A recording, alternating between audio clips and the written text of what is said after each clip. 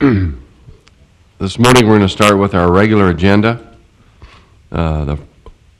We have actually 5 items on the regular agenda today.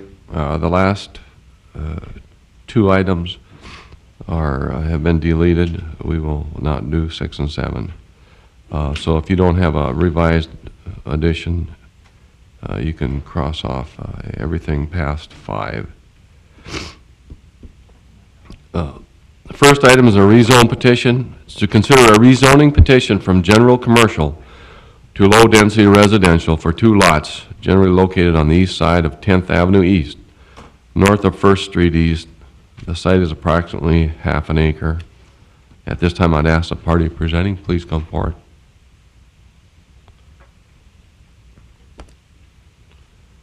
Morning. I'm Rick Kleinwachter, 112 10th Avenue East. I just want to request a rezone. I believe it was zone residential at one time. Now it's general commercial. I just want to get it back to residential. Our homes are on there now. So. Anyone have any questions for Mr. Kleinwachter?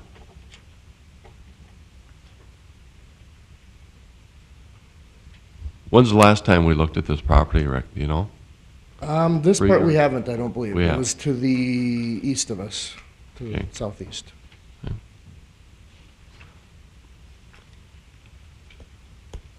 Any questions or comments?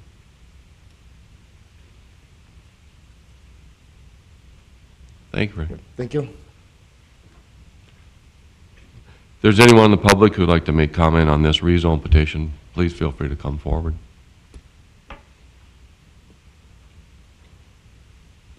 If being none, anyone on the commission wish to make further comment?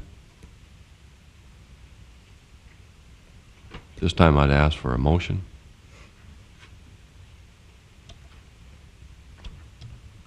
Mr. Chairman, I'll move that the City of Dickinson Planning and Zoning recommend approval of the rezoning petition to request from General Commercial R1 as being compliant with the City Dickinson Comprehensive Plan and meeting all requirements of the Dickinson Municipal Code.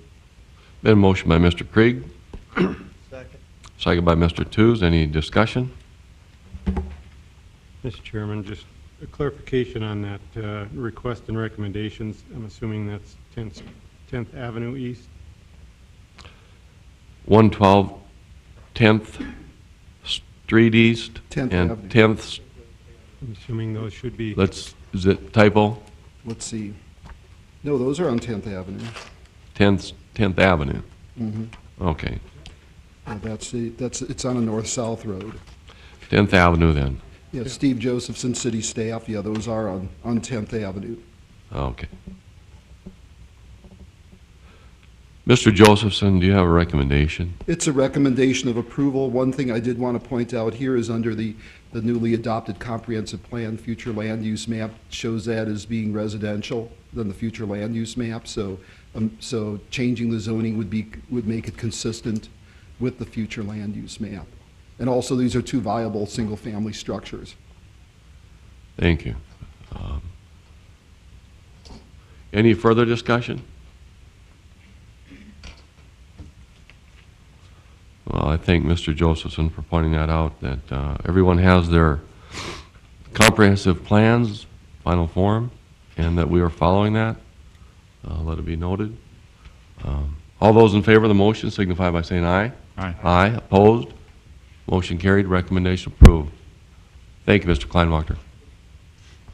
Item 2 on the regular agenda is another rezone petition. It's to consider a rezoning petition from community commercial to high-density residential. The site is in the Lamont First Edition subdivision, generally located in the northwest quarter of Section 34, Township 140 North, Range 96 West.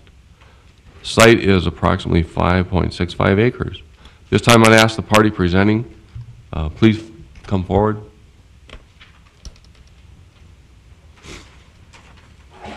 Thank you, President Abrahamson, Planning and Zoning Commission. Sean Soren, Boundary Engineering, here on behalf of Jeff Lamont and Lamont Corporation, who has made the request to rezone this lot to R3. As you may recall, when several months ago we went through a replatting of this area, changed some street configurations of Sims Street. And part of that on the east side of Sims was a rezoning of that to an R3, and that was approved for a townhouse type development.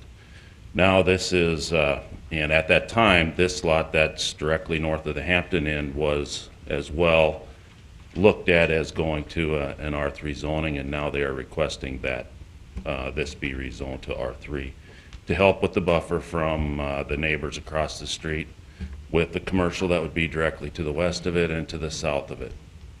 North of this property, there is currently a park in place, and it seems to be a good fit for that area. Any questions at this time from Mr. Soren? Comments?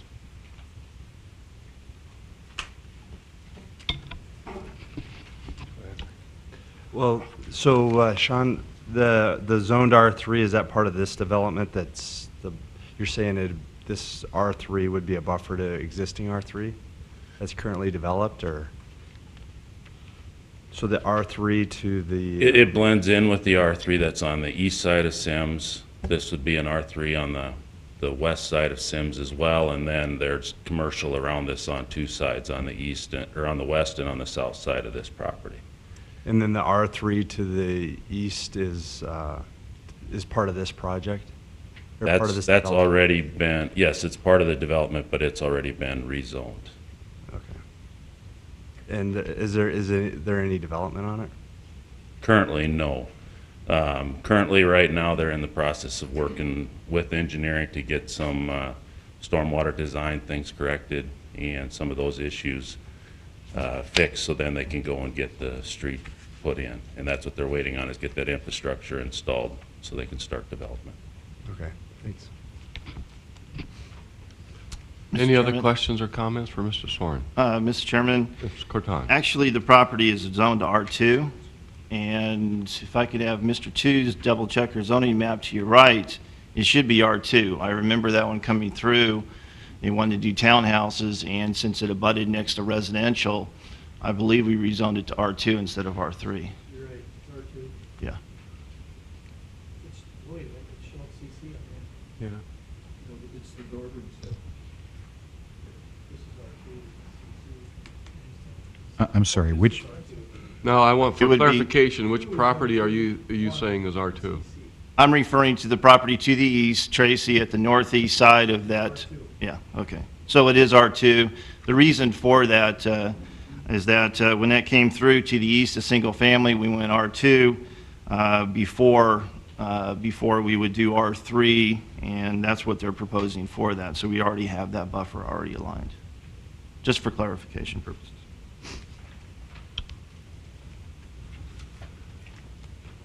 Mr. Chairman, Mr. Jackson? to ask Mr. Soren, do you know, would the owners be open to a PUD rezoning? Something that... Yes, I believe they would be. Okay.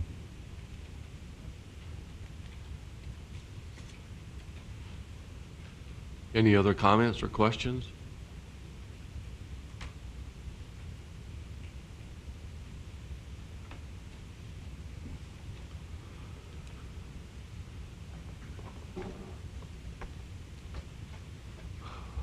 Mr. Soren, anything else? No, not if you don't have any more questions for me. Thank you. This time I'd ask if there's anyone else in the public who would like to make comment on this rezone petition. Please feel free to come forward. Good morning. I am Katie Culver. I represent the landowners as well as the Holiday Inn Express and the Hampton Inn. We are in favor of the rezoning. We think it would be a great buffer between the houses there and our commercial properties. And that's about all I have. Anyone have any questions for Ms. Culver?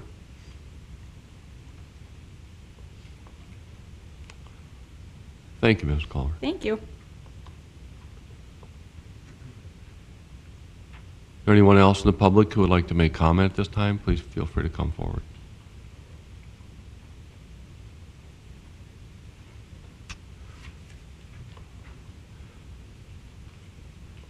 Mr. Josephson, would you like to make a recommendation on this or any comments on this rezone petition? Steve Josephson, City Planner, City of Dickinson. First of all, I want to hand out a letter we received, and we received this just earlier this week, and it's from a property owner to the north, and it is in opposition.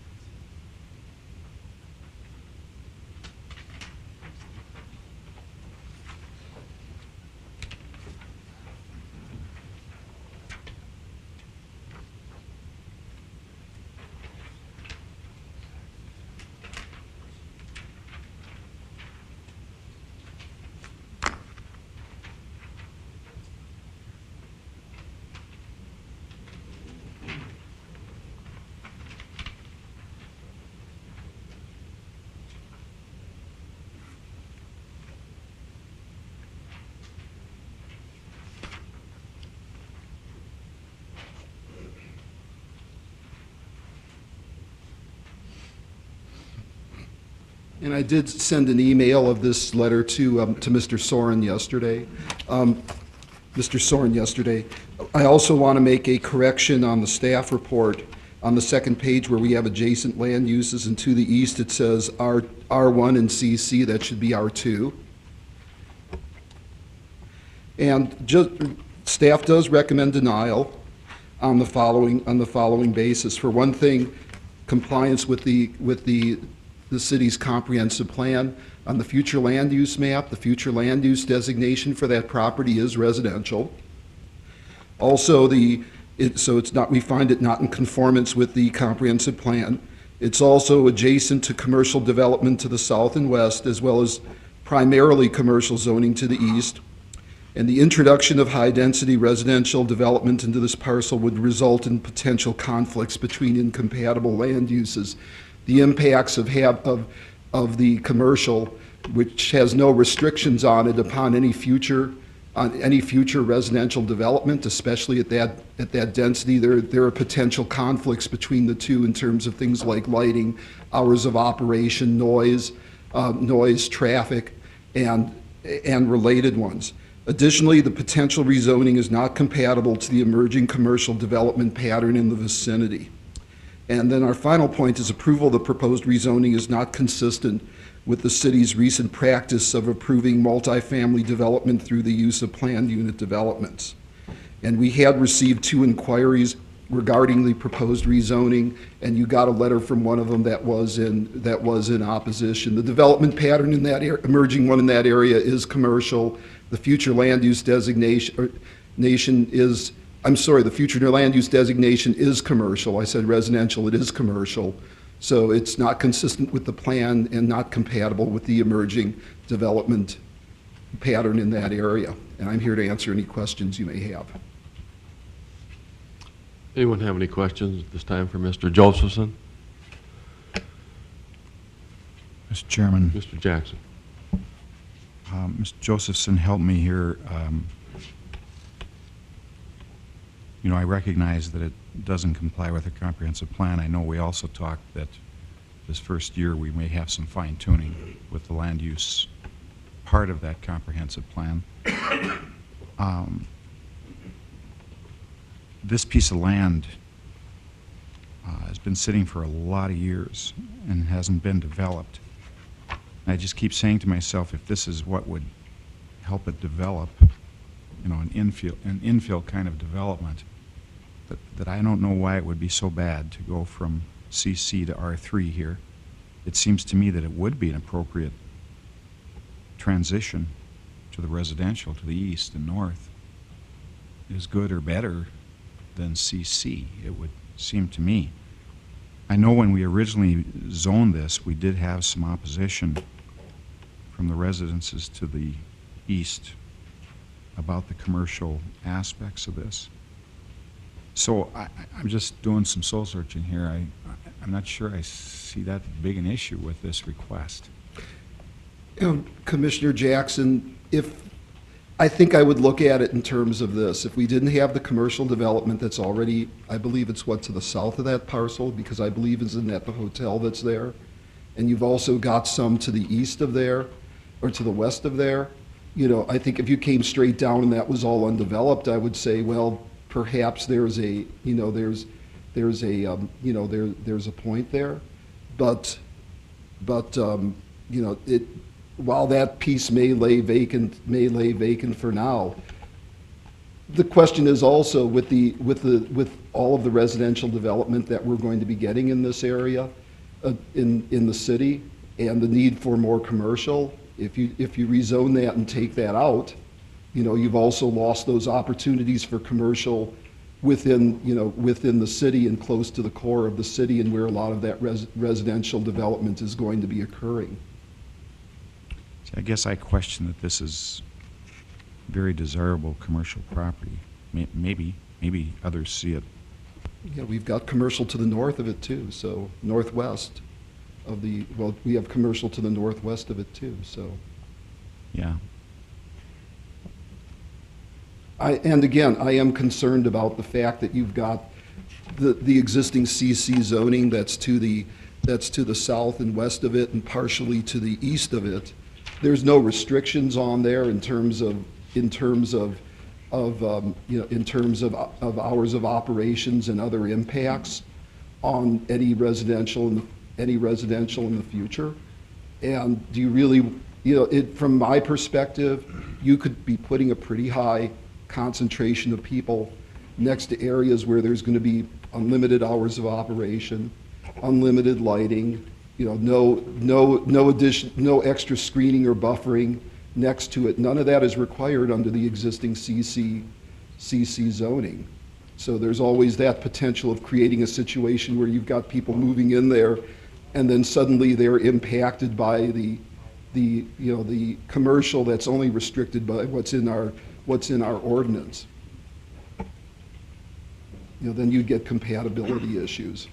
So I would say perhaps if the area around there was not developing, there would be a stronger case for that, but we see that it has been. Well, the flip side is that I know we have concern about growing more R3 in the community, and that's why I asked about the PUD, because I think we could put some restrictions on how many units would be there with a PUD.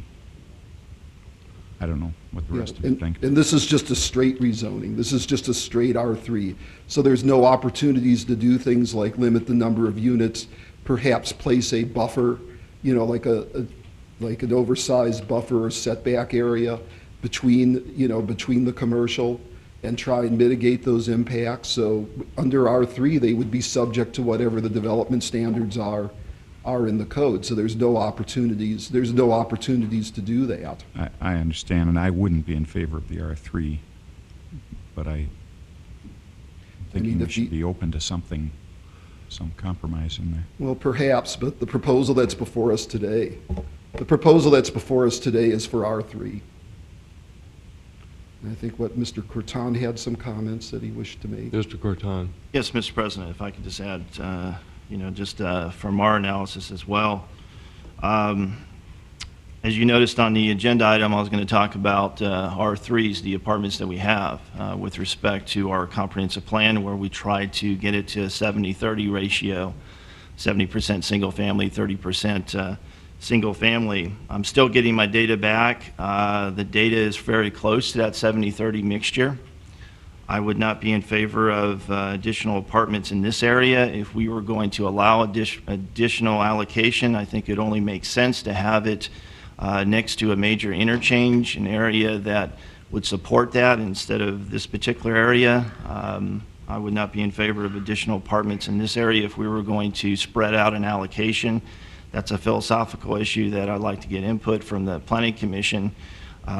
I think that we should figure out where the apartments should be located generally with respect to roads, parks, amenities, and affected a commercial as well. And I think this particular area would not warrant additional increase for apartments. I would look at exit 59 and other areas in the town that would be more applicable for that, and that's for a future discussion. The transition area, if they're talking about R3, if they were really looking at that, then they would remove the CC that they have in the southeast corner. They're going to have a hotel there. That's a commercial use. Therefore, I think that removes the argument that R3 is a transition. No, you already have commercial between you and the residential. They are looking at townhouses in the R2 portion on the northeast corner. That would provide enough transition for that. I don't see that commercial, community commercial, based upon its impacts, are going to be probably anything of a adverse effect compared to R3, based upon what they want to do. The other thing, we have not blanketed R3. We have not given an R3 blanket approval in well over a year. We've been looking at doing PUDs for that. I wouldn't be in favor of a PUD either for that. I think we need to protect our commercial areas. The reason that this property hasn't developed is it may not be to demand. We've had constant debates and discussions with the developer, and unfortunately, it's been a year and they still haven't got their stormwater plan approved for the original replat that came in front of you a year ago. So it's not just demand, it has to do with the applicant as well. And I would strongly recommend denial on this application. Thank you for your comments. Thank you. Anyone else have any comments, questions?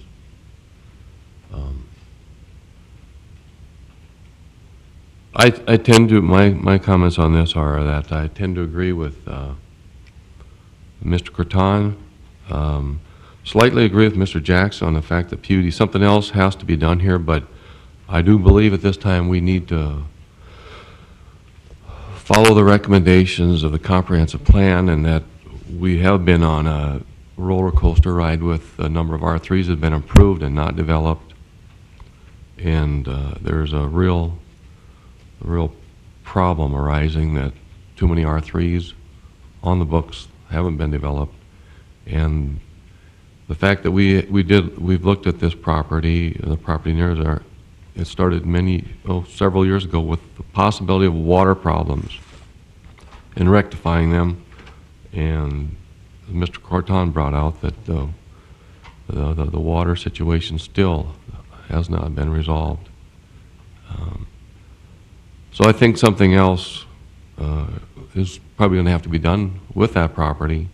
But at this time, the request before us is a request to go to R3, and I personally don't think it should go that way. Anyone else have any comments? Any other comments from the public? If anyone in the public would wish to make comment, please feel free to come forward. Mr. Soren, would you like to add anything? Just a couple comments, I guess. And I understand, and I knew the recommendation was coming before I came. But one of the things that strikes me, I guess, is the argument is that there's some commercial to the south of this property that's going to be a burden to it because of the commercial nature. But one of the issues that we're trying to do here with this R3, the access would be to Sims, and right across the street is an R2. If this doesn't get changed into a residential type, then you still have that commercial effect on all of those R2 properties as well. So we're not protecting anything by not rezoning this per se, because you're still creating that issue with those other residential properties. With the R3, it does create a buffer, and it's, all over we have R3 that does create, those buffers next to commercial property. The other item, major corridors and interchange. Highway 22's been the main corridor in Dickinson for forever. I see that shift in dynamics changing, and there's a lot of commercial that's being approved out on exit 59. And I understand they're going to want some R3 development too, but we still have a mall and a major commercial area, and multifamily does make sense next to that corridor that we currently have in town. So just a couple comments I have to add. Thank you, Mr. Soren. Is there anyone else in the public who'd like to make comment?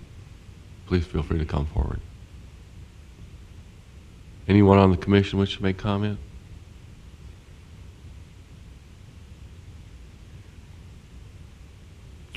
Being none, we'll close the public portion of this hearing, and I'd ask for a motion.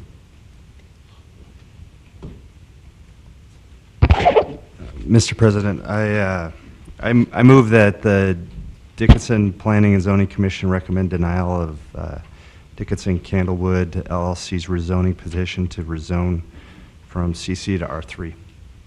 Been a motion by Mr. Grimm. Is there a second? I'll second. Second by Mr. Jackson. Any discussion? Mr. Chairman, Mr. Jackson. you know, I'm going to vote in favor of the denial because it is R3. I wouldn't vote for R3. I'd still be open to the right PUD plan. But I'm also hearing about the stormwater thing. I wasn't aware of that. And I think we need to fix past shortcomings before we move forward. So that's another thing that I think we have to consider. I fully agree with you on that, both those points. Any other discussion? Being none, all those in favor of the motion signify by saying aye. Aye. Aye. Opposed? Aye. Motion carried. Denial. And I hope with this here that Mr. Soren was aware of the recommendation of denial, but hopefully this is a unique piece of property, and that there's got to be, if the developer has a real interest in doing something with it, it looks to me like there's going to be some incentive to do a PUD or something that would satisfy everyone. I think the door is open to meet with the planners. Thank you very much. This time we have a special use permit, item 3, to consider a special use permit to allow for a multiple family development on a property zoned LC, Block 4 of Lot 1, Cooks Meadows Hills, 4th edition, in the northwest quarter of Section 28, Township 140 North, Range 96 West. This time I'd ask the party presenting, please come forward. Morning, Mr. President, Commissioners. Thank you for your time in advance. What we're looking at is on Block 2 of Lot 1 and 2. To the west of 2 is Lot 1. What we're asking for is a special use permit to do the plan that I think is in front of you with multifamily, R3 apartments. At this time, does anyone have any questions or comments? I'd like to ask Mr. Kitson what the proposed time frame is for this construction. Sorry about that. I should have said Quentin Kitson with New Vision Construction. Sorry. Anyway, the time frame for this is plans are done as we speak right now. We're hoping for approval and then go through the permit process. July 1 would be our dig date. You'd be in the ground July 1? July 1, yeah. I think from this meeting, our soonest would be the June commission meeting. Are you And aware, then, pardon me? aware that one of the recommended conditions is that the special use permit only be given for 1 year? Right, yes, Okay. I was aware of that. And, Yep. and does that mean that everything would have to be started within a year, or what does that mean? No, the condition on that, Commissioner Jackson, would be that they have to have 3 building permits issued and the foundation support and approved. Sorry, I see it.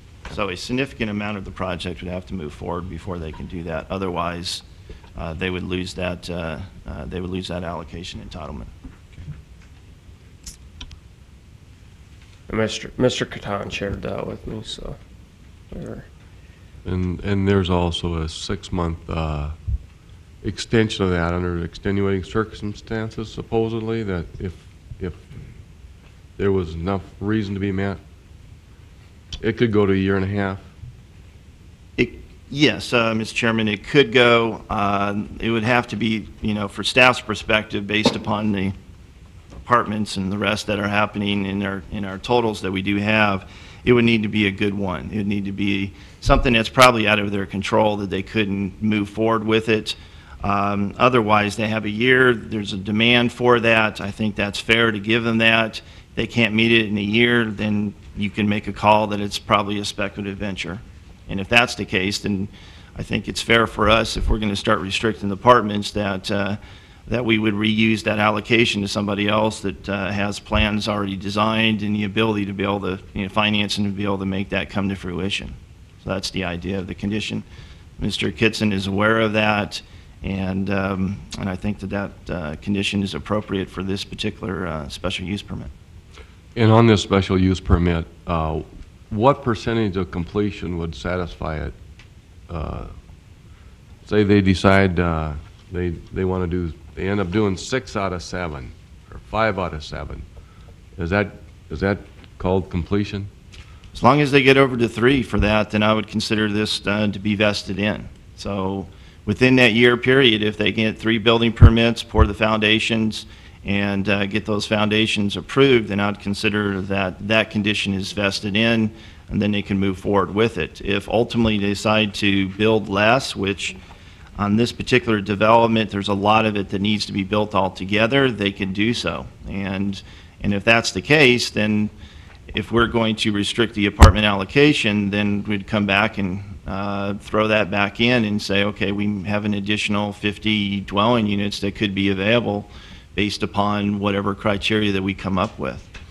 So the special use permit for those remaining unbuilt ones would be gone. That would be written in that property would no longer have a special use permit on the percentage that wasn't built on. No, it'd be for the 3 that for the development itself. So the special use permit will end up being just on those that are finished. Because we're applying a special use permit to this property. Correct. And if the full amount of property is not used for that, that special use permit should not be held and applied. Well, I had looked at 3 buildings to be erected for that. Now, what we could do, if your question is, do we want to gear it directly, I've looked at this as a unified development, do we want to specifically say the LC property that you need to have 3 units within the LC property? That would make a lot of sense. I didn't specifically address that issue.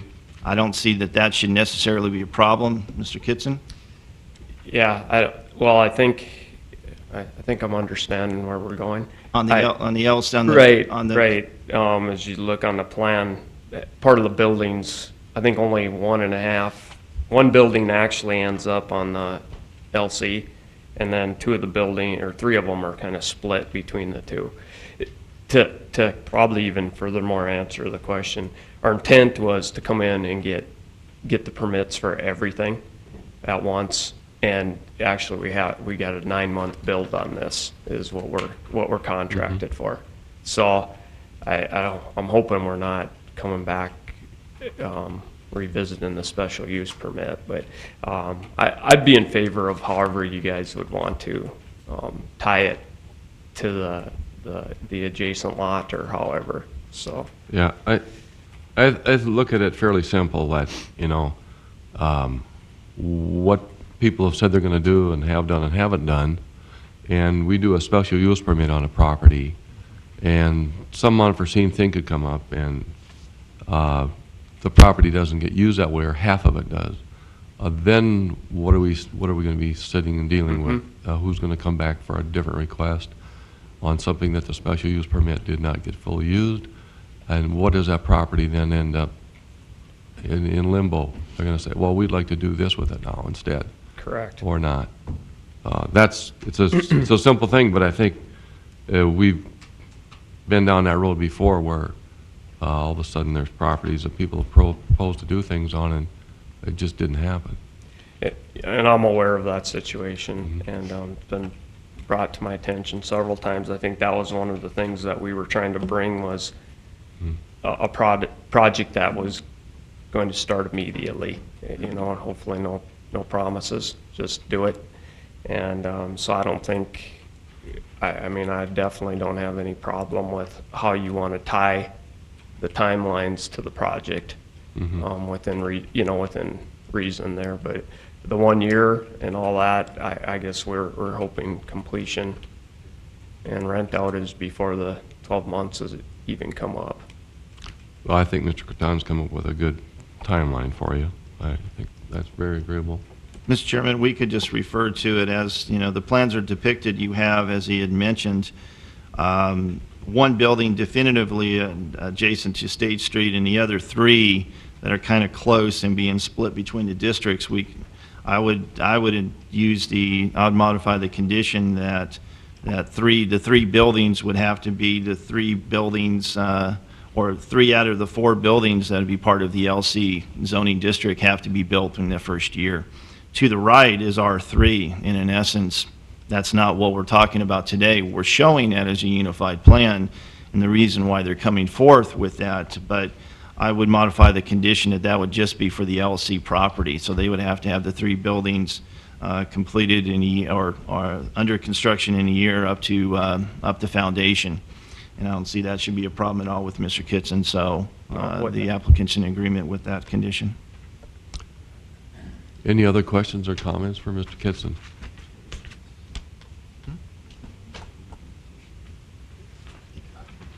Thank you very much. Thank you.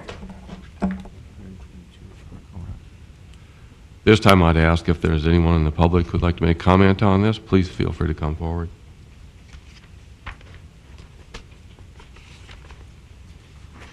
Morning, Mr. President, Commissioners, Bob Sivak, Dickinson Fire Department. I know this is strictly just a preliminary plat stage, and this is probably something that we should be able to address further down the road at the building permit stage. But I would just like to make this a matter of public record at this time that the way we see things depicted on this map at this time may cause some fire department access issues that the developer needs to be aware of. I need to say it at this time because it has happened to us further down the road where the developer or the contractor has said, where were you at preliminary plat stage? Why are we only finding out about it now? So I want to say that depending on the length of the buildings and depending on the setback of those buildings from the road that becomes our access road, there may be issues with how we see it depicted here at this point in time. So I'd strongly encourage the developer and the contractor to keep the fire department access on their minds and to keep us in the loop as they move towards final plat. Thank you. Thank you, Mr. Steven. And for public notice here, we do have a condition addressing the fire department and the city engineer's concern about infrastructure and fire flow on this property prior to a building permit issuance. Mr. Chairman, I've also mentioned that to Mr. Kitson that we wanted to have the renderings. We wanted to know that this is a project that they have thought through, that they have ideas of how the building is going to be and the placement for that, and not a speculative venture. And I told them that we would, as the building permit went through, there may be adjustments to that, but the overall plans that are depicted are not definitive, approved by departments and the rest, and he's aware of that condition. I do want to just put on the record that I had spoken to Mr. Kitson. Condition 6 refers to the infrastructure-related issues. We do know that the area has insufficient fire flow for that, and he's aware of that issue, that if that is not corrected or if it's shown that we don't have it, and I presume that'd be the rate that they're aware of, they may have to put in a holding tank in order to address the sprinklers with respect to each of the buildings. Thank you, Mr. Corton. Any other comments or questions? If there's anyone else in the public who'd like to make comment, please feel free to come forward. Being none, we'll close the public portion of this. And at this time, I would I would ask Mr. Corton if he has a recommendation. Mr. Chairman, I'd recommend the approval of the special use permit for multifamily with the attached conditions of approval to be inserted as part of the final resolution that would go to the City Commission. This time I'd ask for a motion. I'll make the motion to accept recommendation of staff and approve the request. Second. Been a motion and a second. Any further discussion? Being none, all those in favor of the motion signify by saying aye. Aye. Opposed? Motion carried. Recommended approval. Thank you. Item 4 on the regular agenda today is a preliminary plat. To consider a preliminary plat for Washington's 5th edition, formerly known as the Creekside subdivision, situated south of the 10th Street East extension and generally described in the northwest quarter of Section 2, Township 140 North, Range 96 West. This time I'd ask the party presenting, please come forward. Thank you, Mr. President. Good morning, Commissioners and city staff. Randy Jenigas with SEH, along with Mr. Brian Bachman representing Meyer Real Estate Development Group. I think Mr. Corton drafted out the city staff analysis recommendations very well. My plan is not to get into much depth in this. I think it's very well organized in front of you. This is approximately 15 acres development site. We're looking at R1, just strictly R1 development, meeting R1 standards. Meets minimum lot widths, sizes, setbacks, street widths, that sort of thing. If you recall, our previous plat was a PUD, and this is not a PUD, just regular R1 standards. As far as utilities, just grabbing those utilities, city infrastructure from the existing streets and pulling it into the development. Anyone have any questions or comments at this time? Where did we end up on the Creekside plat? Did we approve preliminary? Mr. Chairman, we approved the preliminary plat on that one, and they are not moving forward with that. So in essence, it will, when it runs out in a year, it'll be voided. Can I ask one of you two gentlemen, what are the plans for the rest of the property that was in the Creekside? At this point, there's no plans for those right now, for the rest of it. Just the plan for right now is to do these 15 acres. Okay, thank you. Thank you, Mr. Jackson. Any other comments or questions? Mr. Chairman, Mr. Krieg? I guess my main main concern would be 10th Avenue East, and how does that fit with our master plan study? Is that considered a urban collector, or, I mean, now we have a dead end, obviously, it goes into a farmstead and further east into a swampland that unreasonable to think we're going to be able to keep that 10th Street on the section line. So, I mean, I guess that'd be my main concern, is having a through street in that area. Commissioner Krieg, I'm not understanding your comment. Are you saying that you don't think that 10th Street should go? We show it as part of our comp plan, but based upon the discussions after Creekside went through, it was kind of felt that probably 10th is not going to go through at this time unless there's development up north, and as they do, we'll address it on a case-per-case basis. But it is a collector. This development, it is paved already through where you would see Lot 1 that they show. So in essence, they would their road construction would probably take place at 11th Avenue East, because 10th is paved up through their project. And then anything going to the east, we would have to look at with respect to our comp plan and the rest. But we may change, we may come back with a modification to a comprehensive plan and not show 10th Avenue or 10th Street going through. That's under discussion. So we may come back with a modification as part of an annual update as part of our comp plan. And again, my concern would be for having a through street there at 10th Avenue. Obviously, if it's not going to go follow the section line, it's going to have to swing south. And if we approve something here, we're restricting ourselves there. I mean, I'm not opposed to this. I think there's still room, but on the other end, I'm trying to keep something open or a long-term plan of what are we going to do with 10? And should that be a part of this process currently?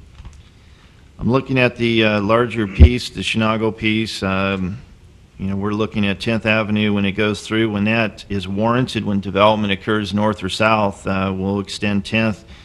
And from there, I think that we would look at making sure that 10th Street continues on to a point undetermined based upon the application, and ultimately somehow, some way would connect to 25th. But at this point, I don't see that that the way they have it proposed, that we need to continue 11th going further past Baker Avenue. They do have it proceeding north. There will be challenges going north. There will be significant amount of grading for that project, but we'll review the Chinago piece, and the connectivity of 10th Street going to the east will have to be through either the north or the south side when that bigger development occurs.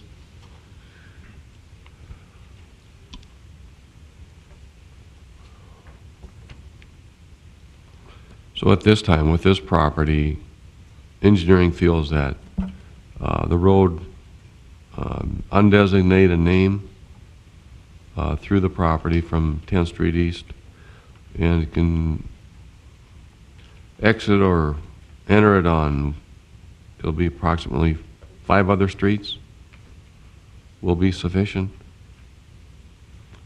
for this flow. Should be fine. Yes, Mr. Chairman, we're looking at, I think, 51 lots for this development with 7 access points. It's more or less a continuation. That's why they changed the name from Creekside to Washington 5th. It's a continuation of what has happened, transpired in the past. Staff's in favor of that. The bigger Chinago piece, when that comes through, will address more macro issues, but this is a continuation of the prior plats, the way we're looking at it today. That's why we brought this forth as a new plat and not a modification to the existing Creekside. And the notation that the stormwater would be come from the plan of the larger Creekside development. Now, the Creekside development is going to sit on a shelf, and they'll need to submit new plans to update it specifically for this development. We've done a very quick cursory review just to establish a condition. There's that issue would need to be resolved. We'll have to have a thorough review and determine where they're proposing on bringing it, and is that consistent with city code? But at this point, the existing Creekside one had a macro overview. They're going to have to modify it and specifically address the Washington 5th. thank you. Any other comments or questions? Thank you very much. This time I'd ask if there's anyone in the public who would like to make comment on this. Please feel free to come forward. Any other comments from the commission?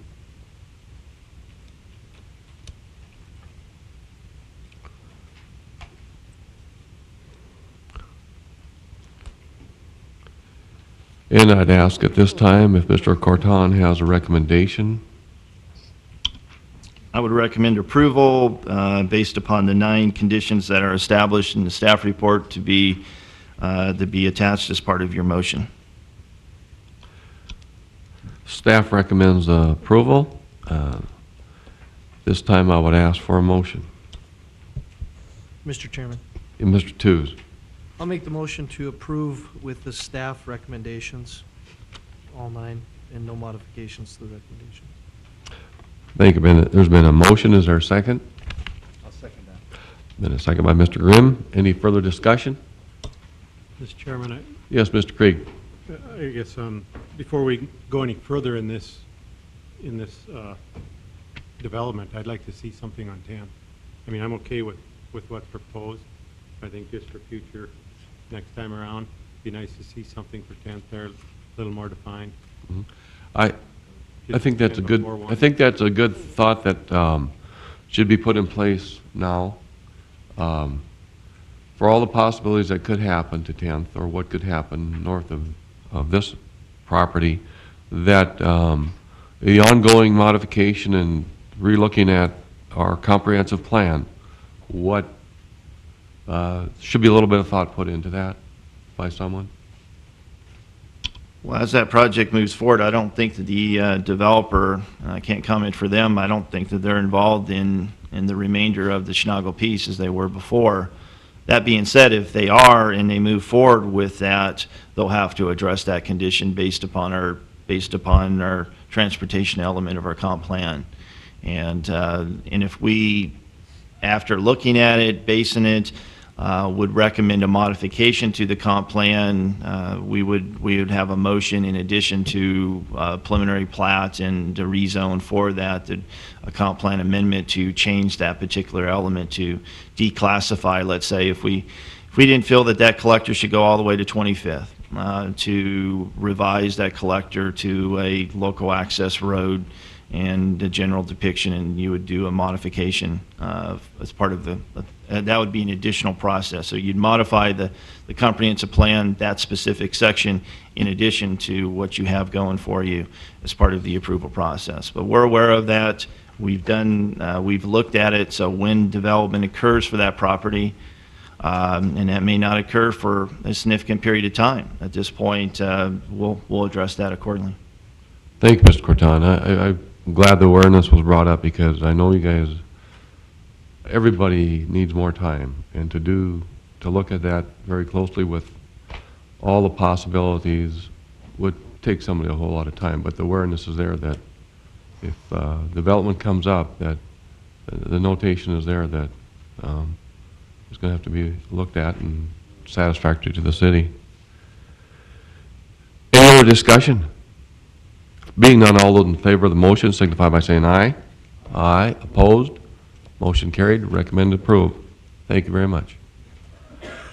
Item 5, we have a zoning text amendment item on the agenda. To consider a zoning text amendment to amend the sign regulations in Article 3910 of the Dickinson Municipal Code. Mr. Josephson, at this time, do you have a brief statement?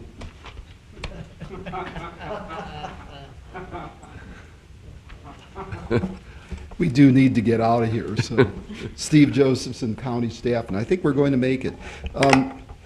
These are some proposed changes to the municipal code, Article 39.10, sign regulations, and just some highlights.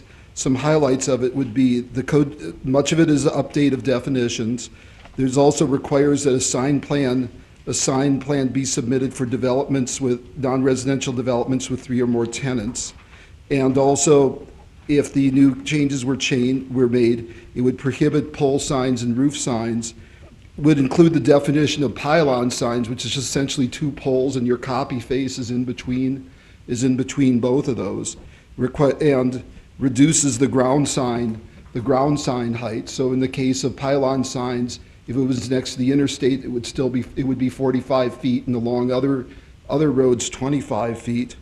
It also requires that signs match the architectural features of on-site structures.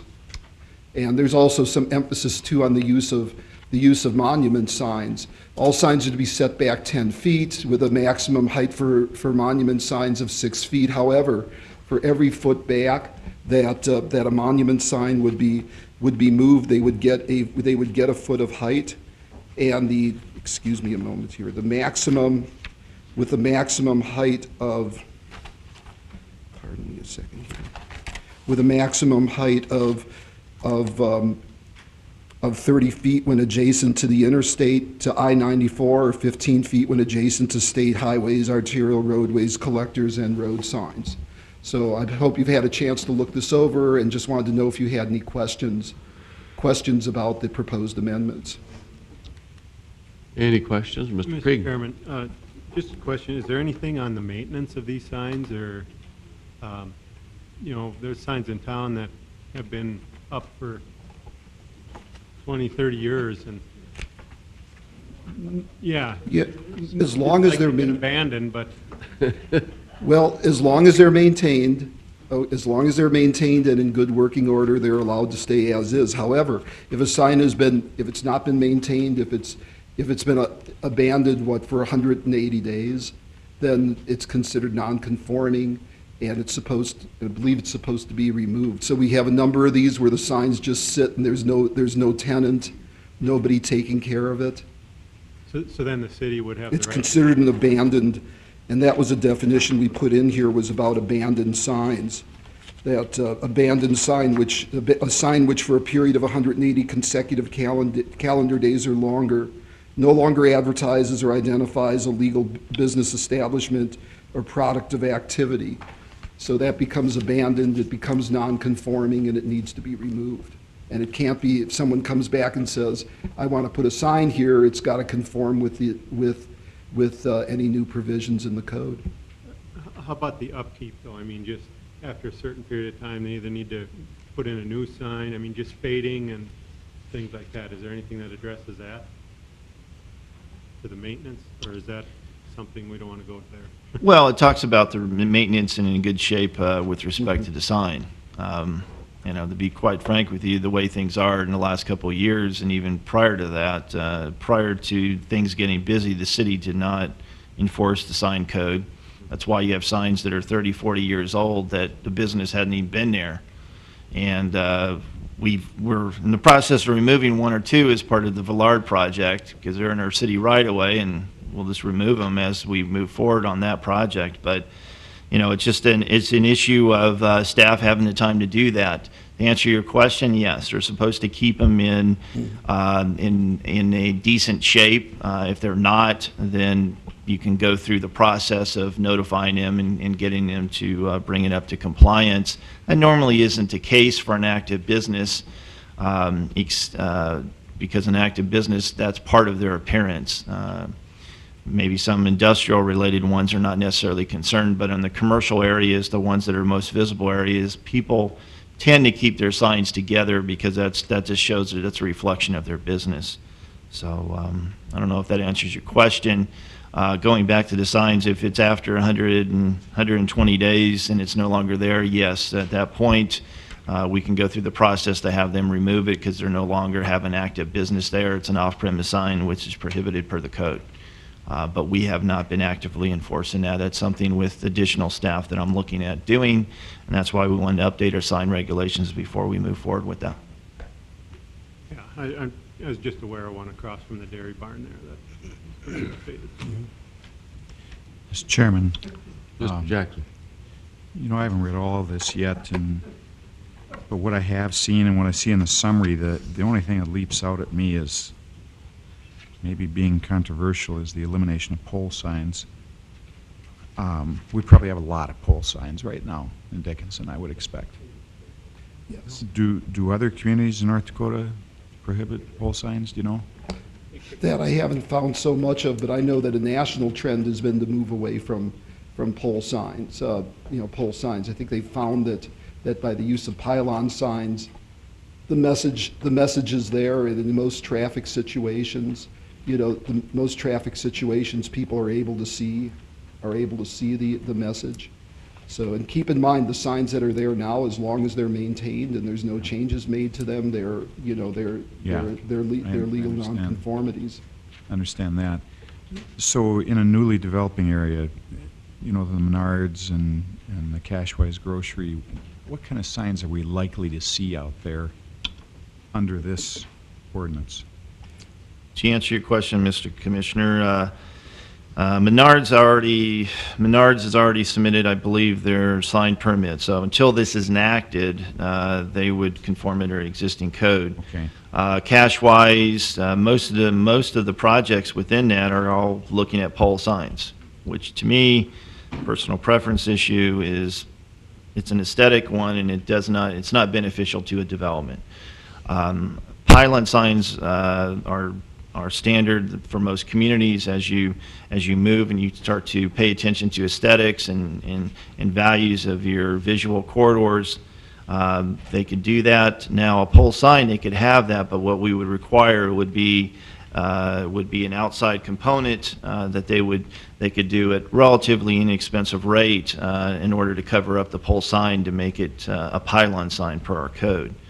But until this is adopted, Right now, we do allow pole signs, and probably a significant number of the development in the Roars development will probably have poles. At least everyone has submitted, has talked to me, and I've spoken to many of the developers.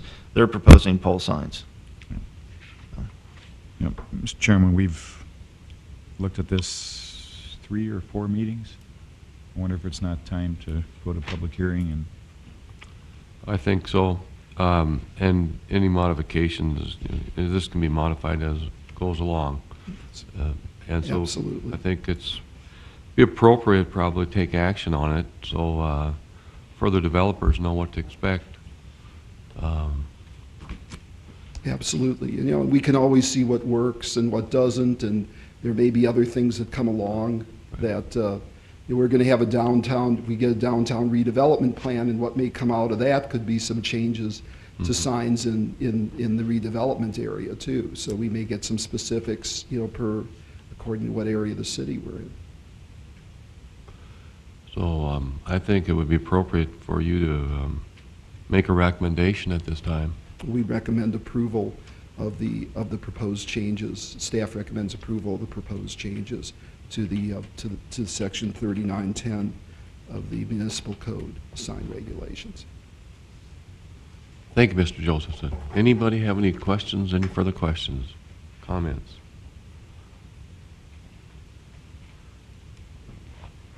Is there anyone in the public who would like to make comment on this? Anyone else on the commission wish to make comment? This time I'll close public portion of this hearing and ask for a motion to approve this zoning text amendment. Mr. Chairman, I move the City of Dickinson Planning and Zoning Commission recommend approval of the revisions to the article covering sign regulations, Dickinson Municipal Code is included in Attachment A, as being in the interest of public health, safety, and welfare. Thank you, Mr. Jackson. Is there a second? Second. The motion is second. Any further discussion? All those in favor of the motion signify by saying aye. Aye. Aye. Opposed? Aye. Mr. Toots opposed. Motion carried. Recommended. Thank you, Mr. Josephson. This time I'd ask for a motion to adjourn. The motion adjourned. Is there a second? All those in favor? Aye. Opposed? Meeting adjourned.